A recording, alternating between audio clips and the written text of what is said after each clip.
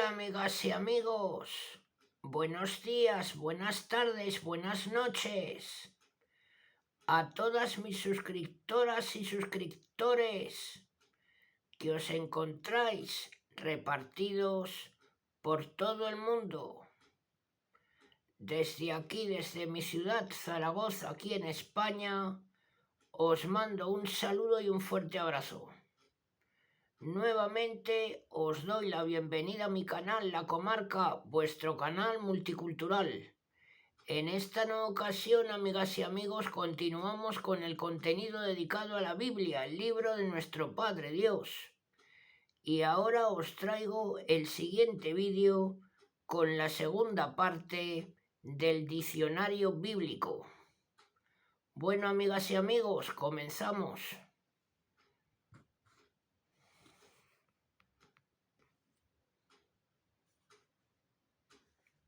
Esta animación, que podría designar bien nuestra palabra vitalidad, ha sido producida por el espíritu que Dios infunde en el cuerpo.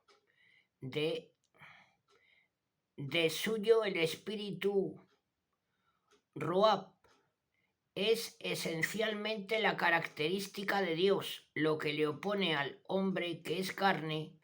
Su infusión indica que el hombre depende absolutamente de Dios. Pero donde no se trata del espíritu dado por Dios para una misión especial, la Ruach se confunde a veces con la Nefesh, si bien más a menudo designa la vida interior e íntima, bastante afín a nuestro concepto de alma, y sobre todo el órgano religioso por excelencia, por el cual el hombre se comunica con Dios y por el que puede recibir su espíritu y ser renovado. Así pues, el espíritu es la fuente de la vida que se manifiesta, y como del corazón parte la sangre donde reside la vida, el corazón es el órgano por excelencia donde se sitúa el espíritu. Así el corazón se parece aún más a nuestro concepto de alma. Es lo más profundo del hombre, su conciencia, órgano de la inteligencia, del conocimiento, de la atención. Es el que dicta la conducta moral. En él está también la zona afectiva, aunque su papel afectivo es más secundario que el de conocimiento. Al corazón se suelen unir los riñones como algo distinto, profundo, sede y fuente de realidades ocultas que escapan a la mirada del hombre, planes, pasiones, reacciones que solo Dios puede escrutar. Son también la sede de la fuerza, ceñirlos como para el combate. Significa concentrar el valor y la energía. El hombre entero, en fin, es una criatura de Dios, sacado de la tierra. Adamá es Adán, es decir, mortal, caduce. Tiene una orientación esencial al grupo, a la sociedad. Es un Ben-Adán, hijo de hombre,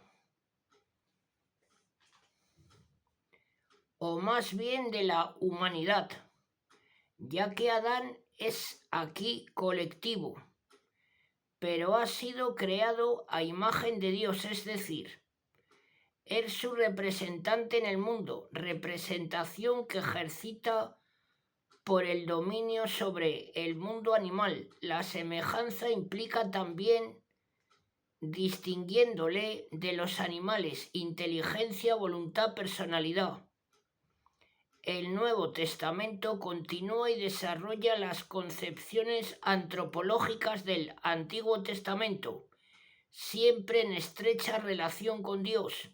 El cuerpo sigue siendo el hombre entero como un todo bien organizado. Tan global es la consideración del cuerpo que San Pablo no puede concebir una existencia humana futura sin la resurrección de los cuerpos. El alma designa también al hombre entero en cuanto viviente. Por fin el hombre es un ser espiritual, inteligente, consciente, libre y responsable, concepto que continúa el ruab hebreo y que se expresa a veces por nous y a veces por pneuma. Pero esta parte superior que es buena en sí está pervertida, esclavizada por la carne. Sarx. Y este es un avance sobre todo de San Pablo. Esta carne no es el cuerpo, él mismo está también esclavizado, destinado a la muerte. Es un cuerpo de muerte. Debido a aquella, la carne es el instrumento por el que actúa el pecado, que al esclavizar al hombre es el que desordena y pervierte la obra de Dios. El hombre carnal es precisamente el hombre entregado y sujeto al pecado. A él se opone el hombre espiritual, salvado por Cristo. Cristo, en efecto, tiene una humanidad perfecta y ordenada, debido a la total plenitud con que el Espíritu actúa en él. Y Cristo tomó esta carne de pecado para destruirla en su cruz y transformarla por la resurrección por obra del Espíritu. Así el cristiano, por el bautismo, tiene su carne de pecado crucificada con Cristo y por el Espíritu que actúa en él. Se transforma en hombre espiritual, es decir, plenamente sujeto a Dios, en hijo de Dios, teniendo en el mismo Espíritu la prenda de su futura resurrección con el cuerpo glorioso, una vez destruida para siempre la carne de pecado, el pecado y la muerte.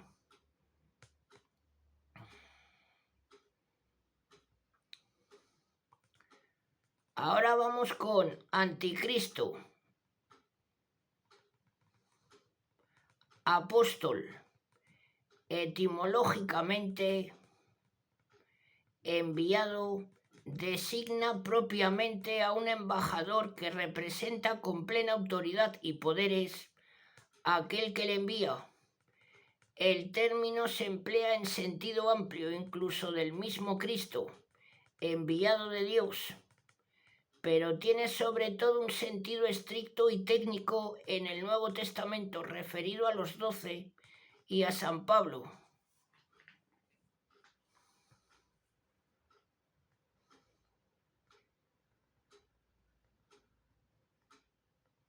Dos condiciones esenciales se requieren para esto: haber visto a Jesús resucitado y haber recibido de él el mandato de ser testigos de esta resurrección, y a la luz de ella, de la totalidad de la persona y la obra de Jesús.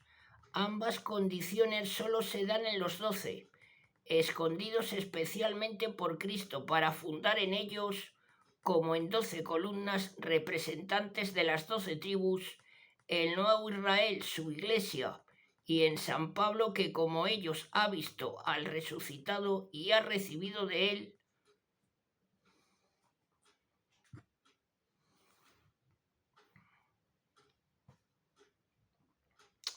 la misión de ser su testigo con un carisma excepcional que le hace apóstol de los gentiles, pero siguiendo el ejemplo de Jesús, que envió además de los 12 a otros 72, con parecida misión, los apóstoles comunican también a otros su misión apostólica. Si los 12 son testigos oficiales de la resurrección, el resucitado sigue actuando por el Espíritu en su cuerpo, que es la Iglesia, por lo que el apostolado, que es su representación oficial en ella, se ejercita perennemente por aquellos hombres que han recibido la autoridad de los apóstoles. Si bien el fundamento es siempre el colegio apostólico de los 12, que hace que la Iglesia sea una Iglesia apostólica. En sentido amplio, es apóstol todo discípulo de Cristo que participa en el apostolado oficial de la Iglesia imitando el celo de los apóstoles. Arras, véase Espíritu de Dios. Bendición, manifestación del poder creador y conservador de Dios y de su providencia y generosidad. La bendición invade las páginas de la Biblia. Es una palabra poderosa y eficaz de Dios, del hombre, como representante que actúa en su nombre y por su eficacia, que trae realmente sobre las personas, animales o cosas la salud, la prosperidad, la fecundidad de la vida, que según la Biblia se desarrolla no como un fenómeno natural, sino como un efecto de la bendición de Dios. Todas las cosas de la vida religiosa o profana solían por eso ser precedidas de la bendición que en el hombre era común, que en el hombre era comúnmente una oración para que Dios bendijera, es decir, derramara su generosidad, pero sobre todo las etapas principales de la economía de salvación, las cosas creadas, Noé después del diluvio, Abraham y toda su descendencia, etc. En estos casos la bendición así como la maldición correlativa es irrevocable como la promesa de Dios de la cual es manifestación. El hombre responde bendiciendo a Dios, con ello no le da nada, sino las gracias por su amor y generosidad. La Biblia está llena de estas exclamaciones de entusiasmo que han quedado sintetizadas en la fórmula perenne: bendito sea Dios. Cananeos, habitantes de Canaán, nombre bíblico de la tierra prometida conquistada por los israelitas. Etimológicamente parece que significa comerciante o del país de la púrpura, principal producto del comercio, y se refería a Fenicia, pero la Biblia lo extiende a toda Palestina y generalmente lo aplica a todos los habitantes sin hacer distinción de su orden etnológico. Otras veces se da la lista de los diversos pueblos asentados allí: cananeos, geteos o hititas, amorreos, jebuseos, etgeteos o... Perdón, repito y corrijo. Cananeos, geteos o hititas, amorreos, jebuseos, etc. Los israelitas tenían el encargo de subyugarlos y de evitar todo contacto con ellos, pero la asimilación de sus cultos idolátricos será una tentación constante combatida por los profetas. La lengua hebrea es el mismo cananeo asimilado y evolucionado luego en Israel. Caridad, véase amor. Carne, véase antropología. Celibato. En el Antiguo Testamento la virginidad equivalía a esterilidad y era considerada como un oprobio. Es proverbial la esterilidad de Sara, Rebeca, Raquel, Ana, etc., subrayada para indicar que su fecundidad se debe a una intervención milagrosa de Dios, es decir, que su descendencia procede de la gracia de Dios que cumple su promesa. La virginidad es un honor solo como disposición al matrimonio. El celibato impuesto por Dios al profeta Jeremías era el símbolo de la esterilidad del pueblo a causa de su infidelidad y pecados, y tal vez también símbolo de la caducidad y próxima caída de Jerusalén. En el Nuevo Testamento la virginidad adquiere valor, no como imposición, sino como consejo, dentro de la Iglesia, que es la esposa virgen de Jesús, deja de ser esterilidad y es válida y fecunda por el motivo positivo del amor al reino de Dios. Y para lograr la indivisión del corazón como medio de consagrarse al Señor en cuerpo y alma, en su espíritu se funda la ley de celibato impuesta más tarde por la Iglesia occidental a sus sacerdotes.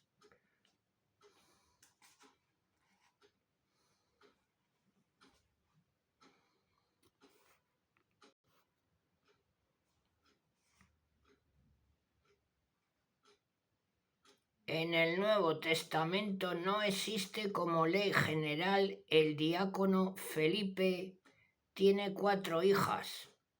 Los obispos y presbíteros deben ser hombres de una sola mujer, es decir, no casados en segundas nupcias, etc.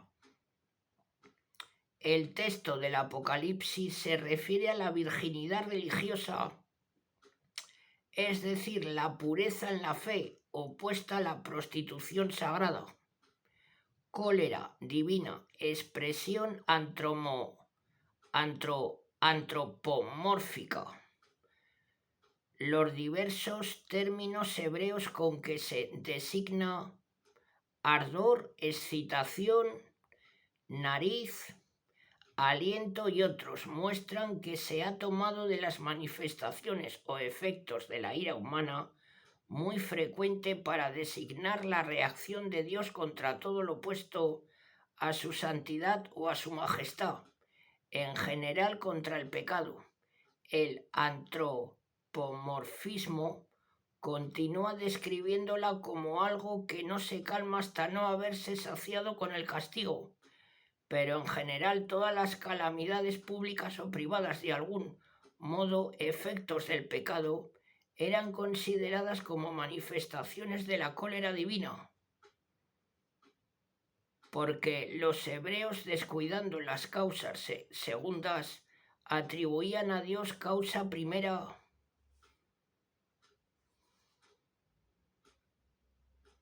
Todas las cosas, aun las dependientes de la libertad humana.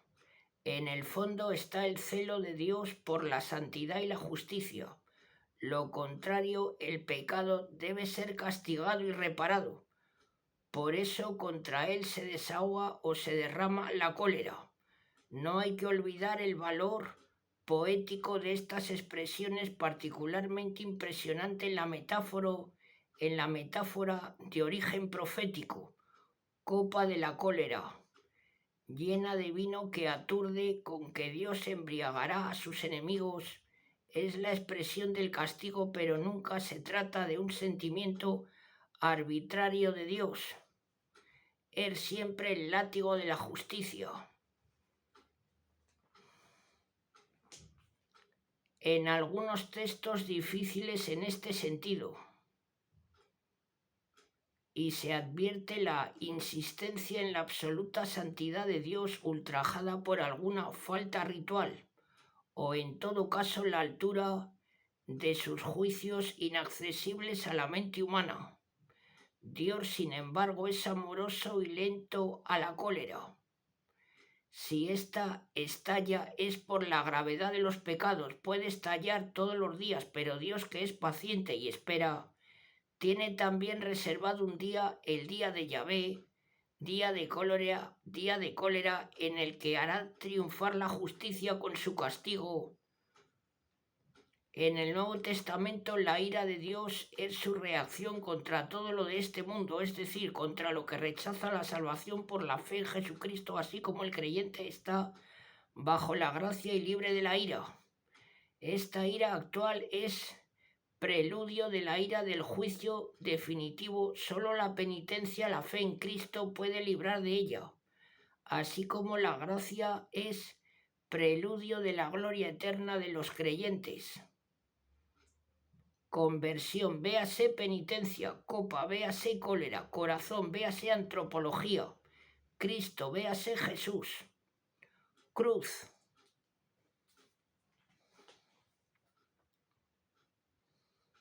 La cruz, ignominia para un romano, maldición para un judío, ha sido el suplicio en el que Jesús, en cumplimiento de las Escrituras, ha realizado la redención del mundo. Por la sangre de la cruz ha suprimido la división entre judíos y paganos, ha restablecido la paz para que formen un solo cuerpo, los ha reconciliado con Dios. Así la cruz, levantada en la frontera de las dos economías, del de las dos economías del Antiguo y Nuevo Testamento, es ya un título de gloria y bendición para el cristiano. Verdadera sabiduría ante Dios, que ha elegido lo despreciable de este mundo para hacer triunfar su gracia y su poder. Es también el madero, el árbol de vida que sustituye el árbol que fue ocasión de muerte en el paraíso.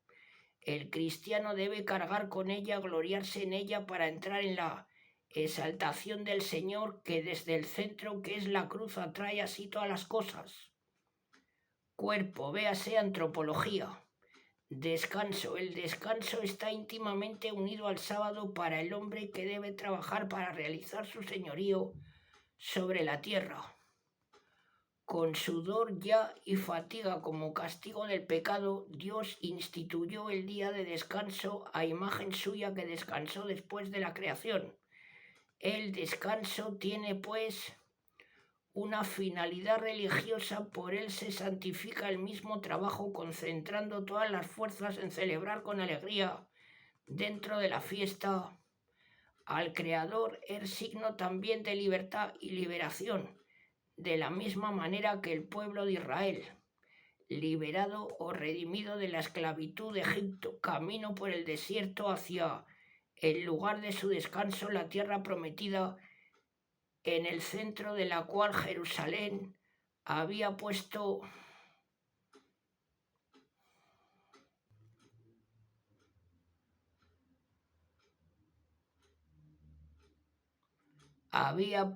Dios la morada de su reposo. Así el nuevo Israel, la Iglesia y el cristiano dentro de ella, caminan a través de las penalidades de la vida hacia su descanso en la nueva Jerusalén, el cielo, que significará su liberación o redención definitiva. Desierto. El desierto, cinturón geográfico de Palestina, está fuertemente ligado a la historia del pueblo de Dios. En un sentido general, es símbolo de esterilidad, tierra donde Dios no ejerce su acción fecundante, morada de demonios y animales dañinos, pero es mucho más, lugar de depuración y conversión para obtener la salvación. Dios hizo pasar a su pueblo por el desierto, no como morada definitiva, sino como disposición para entrar en la tierra prometida, lugar de sobriedad y de despego de la placidez terrena de Egipto, poco aceptado por el pueblo, que fue proverbialmente infiel. Señala la hora del triunfo del poder y de la gloria de Dios. Allí se consagra la alianza e Israel nace como pueblo de Dios, como esposa de Yahvé. Así lo recuerdan los profetas, que sobre todo en momentos de infidelidad y castigo del pueblo profundizan el sentido teológico del desierto. De allí vendrá la salud, como en un nuevo éxodo. Jesús inaugura su vida mesiánica con las tentaciones en el desierto, repitiendo y corriendo con su conducta las etapas del pueblo de Dios en el Sinaí. Él mismo se hace místicamente el desierto del cristiano, que en él vence la prueba y se une con Dios. El desierto ya no es tanto un lugar como una vivencia real, y así oculta en Cristo y realizando su misterio, la Iglesia camina por el desierto como lugar de paso hacia la tierra prometida, el nuevo cielo y la nueva tierra que Dios creará para sus redimidos. Día del Señor.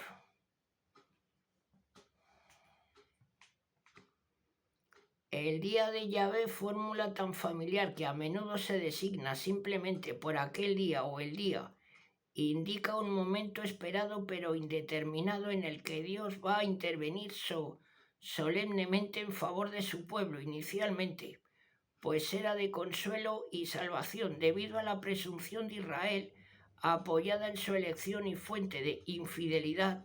Los profetas primeros cambian la perspectiva y lo describen como un día de juicio y castigo, de cólera y tinieblas, castigado y diezmado al pueblo por el destierro. Los profetas posteriores doblan la perspectiva, será un día de consuelo y triunfo para Israel, y de castigo y cólera para sus enemigos. La descripción tiende a hacerse también universalista. El día de Yahvé se describe como un juicio de triunfo para los justos, también gentiles, y de castigo para los pecadores. En cuanto al tiempo, se vislumbra a veces un suceso próximo de ruina, invasión extranjera, etc., o salvación, restauración nacional, pero en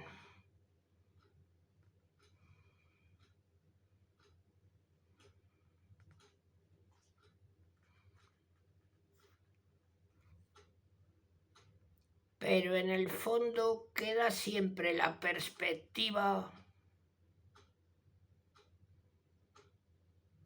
mesiánica y escatológica. El día de Yahvé por antonomasia vendrá en los tiempos últimos, rodeado de señales cósmicas. Esta idea empalma con la del Nuevo Testamento, en el que el día del Señor, es decir, Yahvé, o más frecuentemente Jesús, será el día de las postrimerías de la humanidad, el de la parusia del Señor. Esta parusia, que significa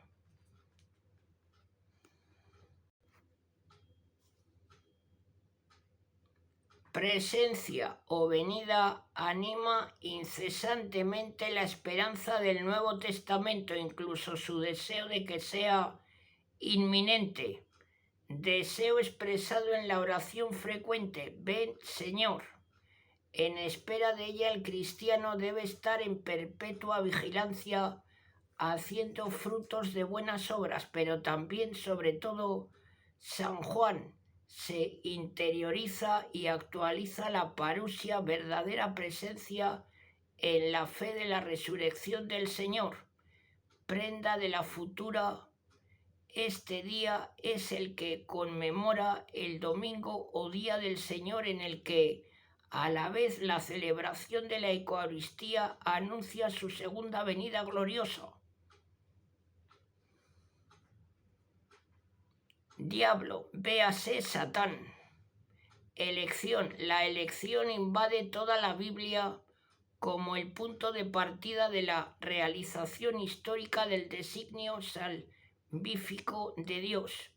La salvación de toda la humanidad pecadora procede únicamente del amor y de la gracia de Dios, y se manifiesta en la elección con iniciativa de absoluta libertad. Dios elige para empezar su obra a los patriarcas uno por uno. La salvación no se apoyará en herencia de sangre o raza, sino solo en la gracia de elección. Luego a su pueblo, a quien otorga su alianza, y dentro de él a todos los responsables, jueces, reyes, profetas, sacerdotes. Elige incluso su tierra y el monte Sión para morada suya. El fin de la elección es constituir un pueblo santo, unido y consagrado a Dios. Por eso mismo implica gran responsabilidad. Dios castigará más a sus elegidos que sean infieles. Israel tuvo siempre viva la fe en su elección, pero mal entendida fue también causa de su presunción y de su ruina. Pero la elección es absoluta. La gracia de Dios asegurará su permanencia en el resto de Israel, y sobre todo en un individuo, el elegido por antonomasia desde antes de nacer, que realiza plenamente el ideal de elección, el siervo de Yahvé. Sus rasgos se verifican en Jesús, llamado el elegido por excelencia, sobre todo en los momentos más solemnes: bautismo, transfiguración. Por su parte, Jesús sigue esta misma línea, eligiendo a los suyos sus apóstoles, columnas del nuevo Israel elegido por Dios. Así la idea de la elección del cristiano es frecuentísima en el Nuevo Testamento. A la elección se opone la reprobación en el periodo preparatorio. Historia de Israel. La elección de unos solía suponer la reprobación de otros, pero no era de suyo eterno. La elección escatológica, es decir, a la salvación eterna, es de suyo universal. Como la misma salvación, así en la elección de Abraham quedan bendecidas todas las naciones de la tierra. La reprobación eterna aparece no como un gesto arbitrario de Dios, sino como un castigo a aquellos que han rechazado su elección por su falta de fe o de caridad, es decir, por su incorrespondencia. Por eso muchos son los llamados, pero pocos los escogidos.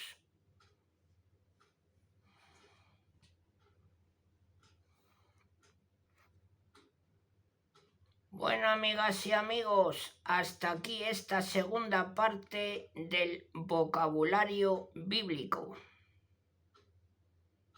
Si os agrada mi trabajo, agradeceré vuestros likes para que la plataforma de YouTube comparta mis vídeos entre más personas. Os mando un saludo a todas y a todos. Hasta muy pronto.